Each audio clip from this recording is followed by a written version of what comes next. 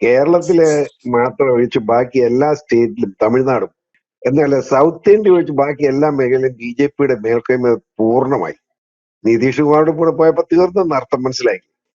ഇനിയിപ്പോ ഇവിടെ കർണാടകത്തിൽ ഇപ്പോ വളരെ ശക്തമായിട്ട് BJP പ്രവർത്തനം വന്നു, തമിഴ്നാട്ടിലും വന്നിട്ടുണ്ട്.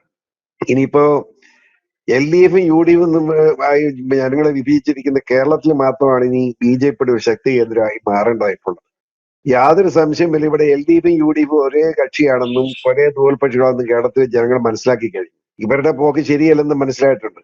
ആ നിലയ്ക്ക് ഒരു സംശയം വേണ്ട, അടുത്ത ലോക്സഭാ തെരഞ്ഞെടുപ്പ് കഴിയുമ്പോൾ കേരളവും BJP-യോടൊപ്പം നീങ്ങുന്നതിന്റെ ലക്ഷണങ്ങൾ കാണാൻ കഴിയുമെന്ന് കരുതി ഒരു സംശയം വേണ്ട. യാതൊരു തർക്കവും വേണ്ട.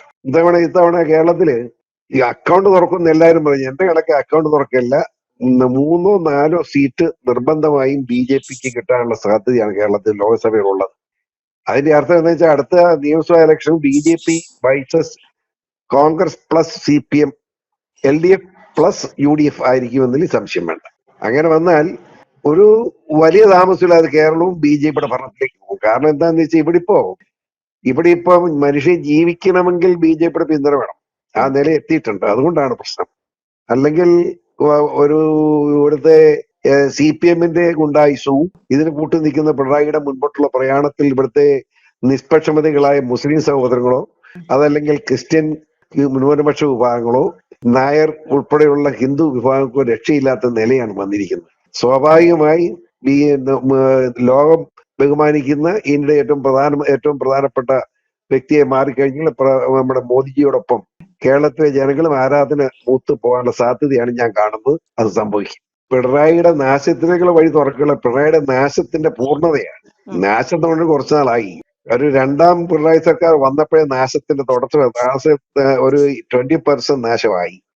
ഒരു നല്ല നല്ല മന്ത്രിയും നല്ല മനുഷ്യന്റെ ഉടമയായിരുന്ന ഒരു കമ്മ്യൂണിസ്റ്റുകാരനായിരുന്ന പിണറായി വിജയൻ ഒരു നാണം കെട്ട കൈക്കൂലിക്കാരനും അഴിമതിക്കാരനും എല്ലാ വൃത്തികളുടെയും നിളനിലമായി മാറിയിട്ട് വർഷങ്ങളായി. കഴിഞ്ഞ ആദ്യത്തെ പിണറായി ഗവൺമെന്റ് വന്നപ്പോ തന്നെ കള്ളത്തരം മോഷണം തുടങ്ങിയില്ലോ. അത് ഇന്നിപ്പോ അതിന്റെ പാരമ്യത്തിലെത്തി. ഒരു പൈസ ഇവിടെ മോട്ടിക്കാനില്ല, ഇവിടെ നിന്ന് കിട്ടാനില്ല. ഇവിടെ കേരളത്തിന് ആത്മഹത്യയുടെ നാളെന്നാ കേരളത്തെ പറ്റി പറയുന്നത്. കേരളത്തിൽ മനുഷ്യൻ മുഴുവൻ പലായനം ചെയ്യില്ല, നാട്ടുരാജ്യങ്ങളിലേക്ക് പോവുകയാണ്. ഇവിടെ പാവങ്ങളുടെ സാമൂഹിക പെൻഷൻ പോലും കൊടുക്കാൻ കഴിയുന്നില്ല. എന്തിന് ശമ്പളം പോലും അടുത്ത മാസം കിട്ടുമെന്ന് സംശയത്തിലായിരിക്കുന്നു. നിത്യോപയോഗ സാധനങ്ങൾക്കെല്ലാം വില 3 ഇരട്ടി 4 ഇരട്ടി വർദ്ധിച്ചു. കർഷകൻ പാവം അവൻ ആത്മഹത്യ ചെയ്യാതെ ഒരു മാർഗവുമില്ല. സഹകരണ സ്ഥാപനങ്ങൾ മുഴുവൻ കൊള്ളയടിച്ച് തീർത്തു. സഹാക്കന്മാര് മന്ത്രി നേതൃത്വങ്ങളെ കൊള്ളയടിക്കുന്നു. വാസവും മന്ത്രി നേതൃത്വം കൊള്ളയടിക്കുകയല്ലേ. പിന്നെ എന്ത് പറയാന്? ഏതായാലും ഈ കേരളത്തിലെ ജനങ്ങൾ ഇതൊക്കെ മനസ്സിലാക്കുന്നുണ്ട്. ജീവിക്കാൻ വേണ്ടി അവർ BJP-യോടൊപ്പം ചേരുന്നതാണ് എന്റെ തോന്നൽ. ഇപ്പൊ സുരേന്ദ്രൻ കാസർഗോഡ് നിന്ന് യാത്ര തുടങ്ങിയിരിക്കുകയാണ്. ആ യാത്ര തിരുവനന്തപുരത്ത് ചെല്ലുമ്പോഴേക്കും കേരളത്തിലെ എല്ലാ മേഖലകളിലും BJP-യുടെ ശക്തമായ മുന്നേറ്റം ഉണ്ടാവും തന്നെയാണ് ഞാൻ കരുതുന്നത്.